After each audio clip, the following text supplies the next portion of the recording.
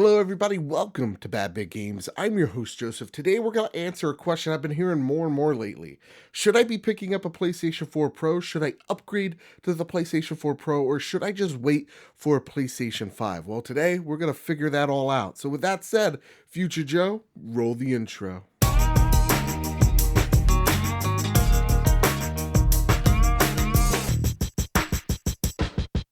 So I know what you guys are saying. Joe, the PlayStation 4 Pro, it's been out for a while now. Why make a video on it? And that's because I hear a lot of questions, whether it's from the Make Us Better community or gamers alike, going, I'm new to PlayStation. Should I be picking up the Slim or the Pro? Or, hey, I own a PlayStation 4 from launch. Should I be upgrading to the Pro or should I be waiting maybe for the PlayStation 5? And to be honest, the question isn't that simple to some people. And there's some features that a lot of gamers don't know about. So, with that said, should you be picking up a PlayStation 4 Pro? You have to ask yourself some important questions. One of them, do you own a 4K TV? If the question is yes, then go for it right now. Pick yourself up a PlayStation 4 Pro. Don't pause this video, leave it on, hit like, share, subscribe, hit that bell. My job is done here. So YouTube's killing me, really. Hit that button. Go out there, go to Amazon, go to Best Buy, go to GameStop, wherever the case may be. Get yourself a PlayStation 4 Pro. Trust me, because I know so many people who own 4K displays, they want the best, right? And if you are a PlayStation gamer, then yes, go out there, buy yourself a Pro. Though the Pro isn't true 4K, and neither is the X, though they do checkerboard, it is still a really beautiful looking experience. Horizon Zero Dawn is one of the most beautiful games in 1080p, and it is one of the most beautiful things I've seen in 4K or checkerboard in 4K. It is beautiful. Now, with that said, though, there is one downside to the PlayStation 4 Pro that I need to make apparent to the 4K display owners out there. This does not have an Ultra HD drive in it. I know that's crazy. Sony invented Blu-ray. You would think they'd be on top of that, but they dropped the ball. If you are into your console also being your media device, go out go out there, buy yourself an Xbox One S or the X Wakanda Forever, because those consoles, both of them, their competition has the technology they invented in their machines. It does not make much sense, but there you have it. So if you are a PlayStation gamer, go out there, buy the Pro if you own a 4K display. Now, things start getting a little murkier when we start talking about 1080p stuff, right? When we're talking about, hey, I'm just a simple, 1080p display owner. I don't have these fancy smart TVs. I don't have the Hulu. I don't have the Netflix, built into my computer slash TV thing that I speak into now. It's weird. I'm old fashioned, right? I have my 1080p TV. I don't mind it. Whatever, youngsters. That said, I'm going too long on this. Is it worth it? So there are four things you want to know. Four main things. First things first. If you own a 1080p screen, there are some things that this thing does that still benefit you. One of them being super sampling. And you go, what is super sampling, Joe? What is it? SparkNote's version is it makes all jagged edges seem less jagged. It smooths textures out. It makes games look a little bit better. So if you have an older game, let's just say Metal Gear Solid 5, right? Metal Gear Solid 5, still a beautiful game, though it is on a 1080p screen. It's still going to look good, and it might even look a little bit better because it's going to smooth some of those rough textures out, right? It's going to make some, jagged edges, again, seem like they're just one solid line. So it's going to make games look a bit better. It's not a night and day difference. This is not the jump from standard to HD. This is, it's good. It makes games a little bit better. It's nothing to spend $400 over. I'll be real honest with you, because though games can look better, they have to run better. That's the most important thing to me. I think things like this little device here, the Nintendo Switch, has proven is that you don't need the most powerful console to make a great game, right? So right off the bat, games have to run great. And there is one feature called Boost Mode that is fantastic. What it does, it takes those older games, Bloodborne being the best example.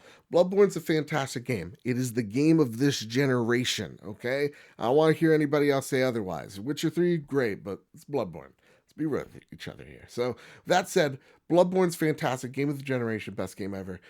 though it does have problems, like the load times. And like when you go into Old Yarnum, your PlayStation 4 all of a sudden wants to combust into flames, right? When you cross bridges and when there's a lot of mist, when there's a lot of fog, when there's a lot of smoke, there's a lot of fire, those five things, those cause your PlayStation 4 to literally jump out the window. It doesn't want to live anymore.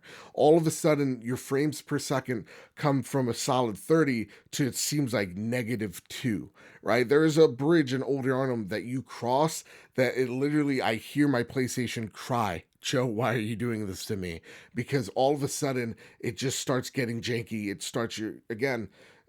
You're just seeing the picture of your guy moving like in slow motion. With the PlayStation 4 Pro, what boost mode essentially does is say, okay, we have this extra CPU power, we have this extra GPU power. We're going to allow most games, if not all games at this point, to use the extra horsepower we have to their game. So older titles will run better on most of them, will run better on the PlayStation 4 Pro uh, than your little slim, because what's going to happen is again that extra horsepower. The other great thing I almost forgot is visual fidelity is also improved. The draw distances, Fortnite is a great example of draw distances just seemingly expanding, more things you're able to see on the party bus, because though this game can be run on an iPhone, let's be honest, is oh my god, it's amazing. When you're running it on a PlayStation 4 Pro, because you have all that horsepower, you're able to do things like play in 60 FPS. You're able to see literally everything on the map with some type of detail to them. Even some of the littlest sheds you're able to see. It's fantastic. Seriously, it's when I saw it on the Pro when for the first time when they did the Pro update, it was like a night and day experience. It was just so much better on the Pro. So we're even seeing some games utilize things like boost, things like the PlayStation 4's horsepower to its benefit. I think boost mode is the best reason to buy a PlayStation 4 Pro if you don't own a 4K TV. And boost mode goes from not just games on the PlayStation 4 Pro, but games that are on the PlayStation VR headset. PlayStation VR games will run smoother on your PlayStation 4 Pro than your Slim. The first time I tried the VR headset, it was nice, but I noticed some jankiness. Again, that chopping, right? Frame rate dips. Frame rate is super important. And I'm not saying that the Pro is going to be, from a game that was running 30 FPS to 60. It's more like probably somewhere in the 40 or 50 range, but it is significantly better. So when I was playing the first time on VR, I noticed it was nice, but it was a little janky. When I upgraded to the PlayStation 4 Pro, I have not experienced a good game lag really, really bad, or seemingly lag really, really bad. I didn't notice those frame rate drops. Moss runs perfectly, Sprint Vector runs amazingly, super hot, runs fantastically on the Pro. That's one of the major reasons why I bought the Pro. It's because I was investing in VR. So I feel like VR users and 4K users fall into the same boat of wanting the best, wanting to make sure that their experiences are the best they can be. So if you're a VR owner, go out there, buy a Pro. Seriously. Go out there, go to Best Buy, go to Target, go to Walmart, go to your mom and pop shops. Don't buy on Amazon. They're killing you. They're killing businesses left and right. Rip Toys R Us. So at this point, you might be saying to yourself, Joe, okay, games from the past, they'll look better, they'll run better, visual fidelity, all that. That's great. But what about games right now? What about, Monster Hunter World? What about Far Cry 5? What about God of War? What about, all those great games coming out down the line, 2018 and beyond? You're still going to have things to get excited about. Monster Hunter World is actually the best example of developers taking the power from these mid generation hardware and actually putting them to great use for people who either have a 4K TV or don't. If you don't have a 4K TV, the awesome thing that it does is give you the choice to prioritize frames per second or visual fidelity. So when I'm playing Monster Hunter World, I have a choice either, hey, I want the best frame rate, I want to make sure this thing never dips below 30 FPS, that's not noticeable to me, or I could prioritize it words towards things like visual fidelity, seeing more branches, seeing more brush, seeing better detail on monsters or enemies. That's really awesome. And when it comes to Monster Hunter World, I know who's playing it on a standard console than these mid generations, than the Pro or the Wakanda Forever X, because I'll hear people complain about the frame rate in the game, and I'm like, I don't experience that. To be completely honest with you guys, I have never really noticed frame rate dips on my Pro. Everything just runs really great. So, with that out of the way, yeah, future games you can still look forward to it. God of War 4 has a mode where you could prioritize, again, looks or frame rate. So if you don't own a 4K TV, there's still things to look forward to. Do not let this PlayStation 5's inevitability be the deciding factor of if you're going to purchase a console or not. Because yeah, the PlayStation 5 is going to come out one day, but it doesn't mean that what you bought right now is a waste. As long as you're not buying this thing, a year before the PlayStation 5 comes out or 6 months before the PlayStation 5 comes out, I think you're fine. Seriously, I think you're fine. The PlayStation 5 is at least 2 years away, at least.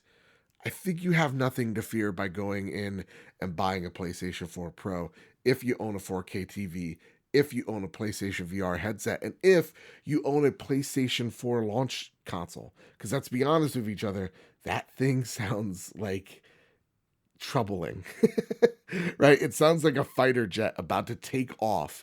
It sounds really loud. And I know a lot of people are like, I own a launch console. Maybe it's time. And I think, and I really do think so. Again, the Pro isn't as loud as the launch consoles. It is, though, to me, when I have headsets on, or even when I'm just editing and I have it on in the background, it's not noticeable like the PlayStation 4 OG console was. So, with that said, if you have a launch console, don't feel bad. Go out there, buy a Pro. If you own a Slim, though, don't. Don't. You don't need it. You really don't. Because the console is already silent enough. Don't do it. Should you buy a Pro? Yes. Yes, you should. I love it. I've not regretted purchasing it. It's my ugly Betty of consoles because let's be honest, it's not a looker, but man, it's just it is a great machine. So I've had no regrets with it. Ragrats. I love my console. If you loved this video, segues for days, please hit like, share, subscribe, hit that bell button because YouTube's just awful now. It's like you gotta do so many things. It's just awful. Anyway, whatever, first world problems, please do all those things. It does help me out. It does show me that you care, builds this big beautiful family. And last but not least, if you have any questions, that's why this comment section's created. It's not just to insult me, it's actually for critical thought as well. So again, add your questions down below. Comments if you own a PlayStation 4 Pro. Let me know if I missed anything down below. With all that said, and with all that out of the way, I want to thank our patrons over at patreon.com/makeusbetter for making me better day in, day out. Seriously, you guys and gals out there, awesome. Guys, keep your wits about you and have a nice one.